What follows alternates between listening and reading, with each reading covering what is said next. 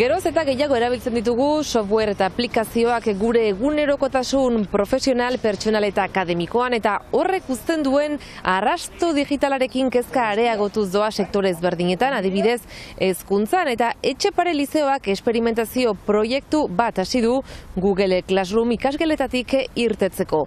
Duela 10 urte hasi zuten software librearen aldeko apostua jarraituz. Arratsalde on ikus-entzuleok, erreportai berezia gaurkoan Aitor Zabaleta gure lankidearen eskutik. Asteragoaz!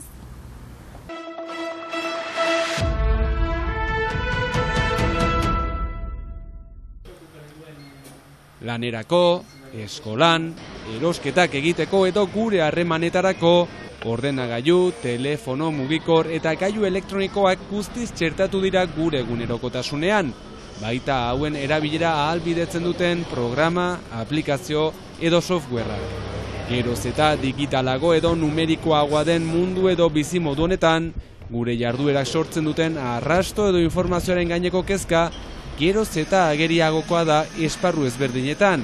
Eta hoian horretan duela 3 hamarkada, Richard Stallman estatu batuarrak sortu zuen software librea indarra hartzen ari da.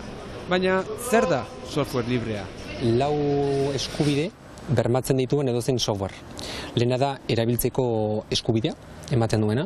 Bigarrena da software hori ikertzeko eskubidea ematen duena, oda zein den bere kodea eta zer egiten duen. Hori aldatzeko askatasuna ematen duena. Bat duzu software bat eta zure beharretara moldatzeko aukera ematea. Eta azkena da libreki banatzeko eskubidea ematen duena. Bai jatorrizkoa, baita ere zuk egindako kopia bat. Edozein softwareek lau ezaugarri horiek betetzen baldin baditu, konsideratu dezakegu librea dela. Esparru pribatuan, pertsonalean, profesionalean eta nola ez akademikoan guztiz txertatu daitezke aukera hauek. Adibidez, Baionako Etxepare Lizeoan duela 10 hamarkada bat inguru egin zuten software librearen aldeko apostua. Ateratzeko pixka bat informatika munduan Windows eta Google eta horien menpekotasunetik iruditzen baitzitzaigun garrantzitsua zela ere hezkuntzan erakustea ikasleei beste alternatiba batzu bazirela, libreak zirenak, ordaindu gabeak eta abiapuntua hori izan zen.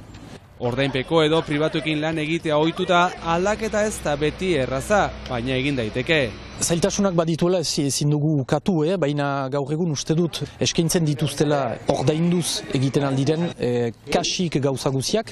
Egia da gaur egun oraindik ere baliatzen dugula Googleek proposatzen duen Classroom adibidez, baina jakin behar da Googleek baliatzen dituela gure datu guziak, baliatzen dituela ikasleenak, eta hori bai salerosketa modu bat bada, eta uste dut garrantzitsua dela gure ikasleei ere ohartarazteat kitorik idori duenak azkenean noizbait ordaintzen dugula, diruz ez palima ere, eta uste dut gure lana dela ere bai, hezkuntzan olako gaietaz hitz egitea ikaslei, ohartarazteat zein diren gaur egun informatika eta mundu numerikoaren arriskuak. Duela 10 urte hasi zuten bidean sakonduz, aurten esperimentazio edo froga bat hasi dute 6 ikaslerekin, ikastetxe gehienek erabiltzen duten Google Classroom edo ikasgela ordezkatzeko, eta honen ordez OnlyOffice euskarri librea frogatzeko. Esperientzianeko positiboa izan da, gauza gutxi aldatu behar izan dira jatorrizko dokumentutatik, beraz bateragarritasun ere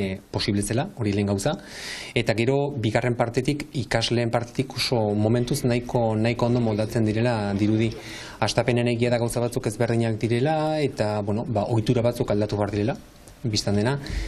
Soilik ezagutu izan dutelako Google ikasleen funtzionamendua, baina 2 kurtso eman da, haiek automatikoki badakite dokumentu bat nola atxeman, nola partekatu, nola modifikatu eta nola berbidali. Dena den Google Classroom edo ikasgela ordezkatzen duen OnlyOffice gain, beste hainbat euskarri ere erabiltzen dituzte, duela hilabete pasatxo hasi duten gela honetan. Erabiltzen ditugu bideoak egiteko programanitz, erabiltzen dugu OBS Studio, adibidez, aurkezpenak grabatzeko, Kdenlive erabiltzen dugu editatzeko, baditugu ere Thunderbird bezalako korreo kudeatzaileak, hemen ikasle gehienek bat baino gehiago dutelako, erabiltzen dutu FreeTube, YouTubeko bideo guztiak ikusi ahal izateko, iragarkirik gabe eta gure Gmaileko kontua eman gabe. Erabiltzen dugu bideo downloader, FreeTubeen aurkitzen dituzten bideoiek deskargatu, eta gero Kaden Live esker, haiei interesatzen zaien zatia aurkitu, eta haien kurtsuetan, haien aurkezpenetan txartatu dezaten. Eta halako asko eta asko eta asko. Proba honetan parte hartu duten 6 ikasleek ongi egokitu direla diote. Ez daukate ezberdintasuna, esan nahi dut, besteak bezala dira, eta erresak dira instalatzeko eta.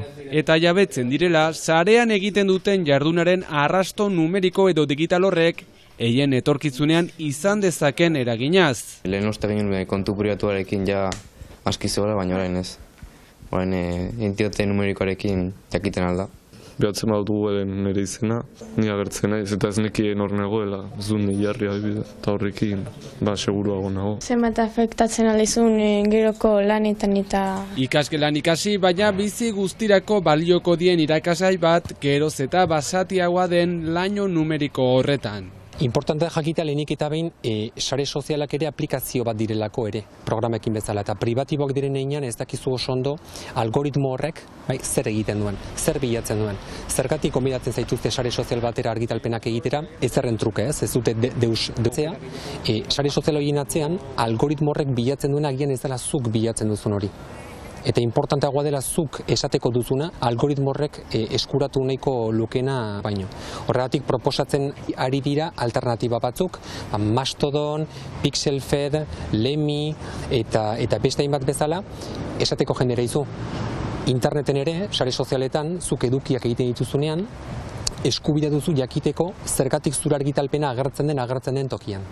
Eta zergatik partekatzen den argitalpena horrela. Eta zuk duzula erabakitzen nok segituko gaituan, eta ez algoritmo batek. Azken finean esaten ari garena da ahalduntze prozesu bat dela, baina sare sozialei aplikatua. Ahalduntzea gure informazio, datu eta askatasunaren jabe izaten jarraitu dezagun.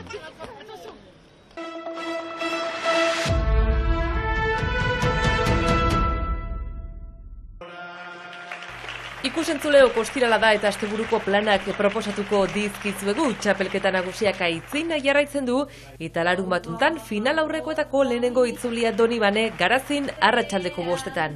Aitor Etxebarria Zarraga, Amets Arzailuz, Asier Azpiroz, Aritz Mujika, Nerea Elustondo eta Oiana Iguaran. Bestalde, Usopop Festivala asteburu hontan Saran, gaurtik hasita igandera arte. Astelenetik jada motorrak berotzen hasi ziren eta 12 artistek egonaldia egin dute Larungo tontorrean. Besteak beste, Xabi Etxeberri, Maia Iribarne, Naia Zubeldia eta Pascal Irigoyen. Igandean, Usopopen aurkeztuko duten sorkuntza bat prestatzen egon dira. 10 urtez Lizarretako kaskoan musika ospatu eta gero Usopop elkarteak bide berriak deskubritzea deliberatu zuen eta aurten mapa galduak izen burupean herriko plaza eta Lurberrin. Besteak beste, Bulk, Musego, Zeharkako bideak, Kurnei Barnetx, eta larun batean kontzertu sorpresa bat, baina sarrera guztiak agortuta daude jada. Azkenik, gau beltza datorren astelenean ospatuko da hainbat herritan, tartean Hendaian, Basusarrin, Azkainen eta Itsasun, baina itzinetik, gaur gauean Baionan, arratsaldeko 7:00 eman dute hitzordua. Joaldunak, dantzak, kantuak, sua animazioak eta desfilea Lapurdiko hiriburuko karriketan. Ikusentzuleok Kurnei Barnetxen musikarekin amaituko dugu gaurko saioa igandean itzuliko gara astekariarekin. Asteburuan!